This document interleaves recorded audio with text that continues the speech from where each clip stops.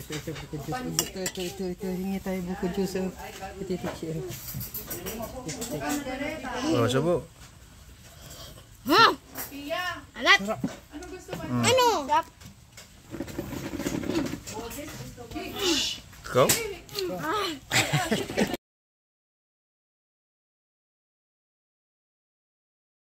Hello mga gagayam!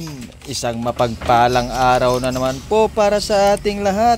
Magluluto ako ngayon ng isang dipotahing ulam at tatawagin ko itong bopis. Napaka-basic lang ang sangkap. Gumamit ako dito ng carrots, patatas, bell pepper at siling haba. Tigda 2 piraso lang ang mga ito at sakto lang ang laki. Total, pangsahog lang naman sa karne. Hiniwa ko lang ang mga ito ng paganoon at paganito hanggang sa maging cubes ang mga gulay na halos kasing laki ng mga giniling na karne. Sibuyas at bawang pa din ang pangunahing aromatics sa paggigisa. Tingin ko, kabisado mo naman na ang maggisa dahil iyan ang unang ituturo ng mga magulang mo sa iyo sa pagluluto. Yun kung tumutulong ka sa gawaing bahay.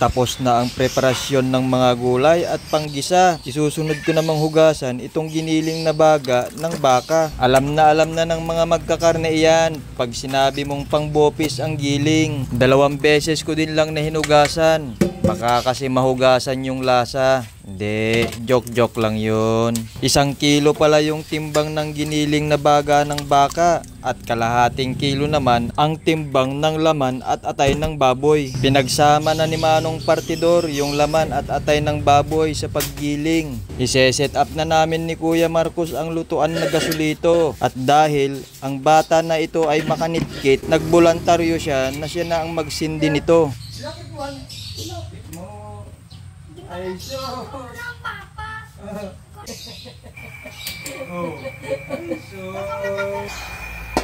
As usual, simulan ko muna ang paggisa sa bawang at sibuyas. It doesn't matter kung sino ang mauna sa kanilang dalawa dyan sa kawali. Sunod ko na din agad itong mga giniling na karne ng baka at baboy. Para sa unang salbo ng paggigisa, konti lang muna ang inilagay ko para magisa ng maigi hanggang sa magputok-putok at mapalabas ang magandang amoy nito.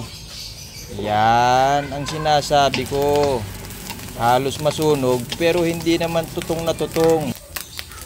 Kargahan ko na din ng patis para maisama na sa paggigisa hanggang sa tuluyang mag-evaporate ang tubig ng patis. In this way, lalo pang mapapasarap ang bopis mo dahil sa dagdag nitong aroma. Ikaw, kung maaamoy mo lang sana kung gaano kabango itong ginigisa ko ngayon. Ngayong punto ko palang ilalagay itong large amount ng mga giniling para ma-infuse yung lasa ng naunang ginisa. Naglagay na din ako ng dinurog na paminta at pinirapiranggot ko ang tuyong dahon ng laurel. Kasunod nito, binuhusan ko din ng soy sauce para mas dumiin ang kulay. Wag lang sobra, baka umalat naman. Syempre, don't forget to stir it para equally distributed ang mga pampalasa na ipinaglalagay ko.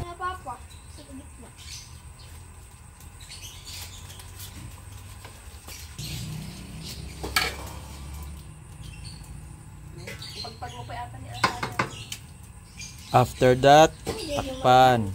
At mag-chill lang muna dahil kusang magtutubig ito. Napakasarap sa tenga ang paghuni ng mga ibon habang hinihintay na maluto ang masarap na bopis.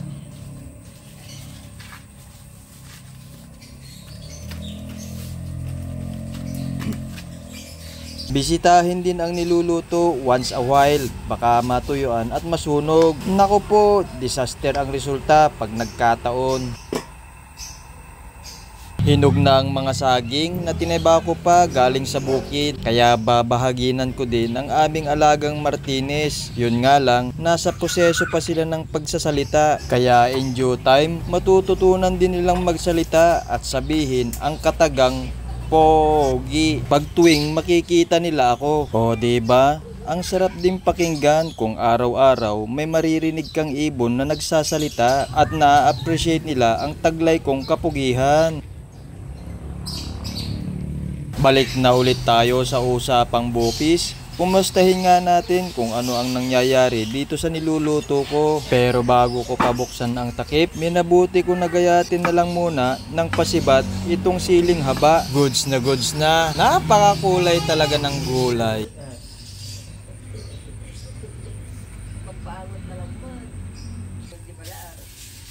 Matignan nga ulit. Ayan, halos wala na ang sabaw galing sa giniling na karne. At maglalagay ako ng konting bagoong. Ewan ko ba kung bakit naisipan ko yan. Dinagdagan ko rin ng konting paminta kasi nakukulangan ako. Purong gata naman itong ibinubuhos ko ngayon mula sa isang niyog. Hindi na rin ako naglagay ng atsuete para mamula-mula. Goods na din ako dito sa natural colors niya. Naisipan ko naman na lagyan din ng konting suka, pero optional lang naman din ito. Sabi nila, bawal daw munang haluin ang niluluto pagkalalagay ang suka. Kaya makikigaya na lang ako. Yun din kasi ang sabi eh. Luto na rin siguro ang suka. Kaya ilalagay ko na din itong mga panahog na gulay. Para sa ganap na ito, inuna ko lang ang carrots at patatas. Medyo mas matigas kasi ito kumpara sa mga sili. Nagdagdag din ako ng asin. Medyo nakulangan pa kasi ako sa alat. Yan, maganda na ang pagkakaluto ng lahat. Kaya ilalagay ko na din ang pangpinali, itong mga ginayat na sili.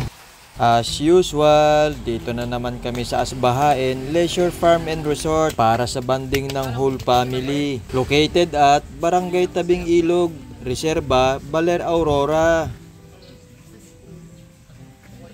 Kaban ka pa kayo maigit medical. Hindi mas maganda ko yun. Hindi nga nakalagay pa yung sakit niya na. Ay, ganyan na pala ng bukit Marcos. Kaya ko na po ah. Nang ano, buko. Ay, Maganda pa yung bukit ko kaysa yan ay. Oo, Wait lang. sarap naman ng Marcos. Masarap yan mag-wet.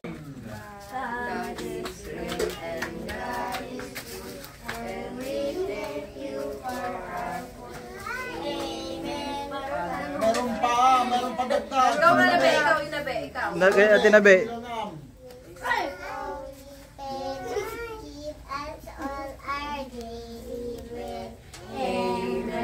Mahira na rin ay. Tulong ako sa kanila. Sinabi ah. Ito. Hingi tayo buko juice. Go.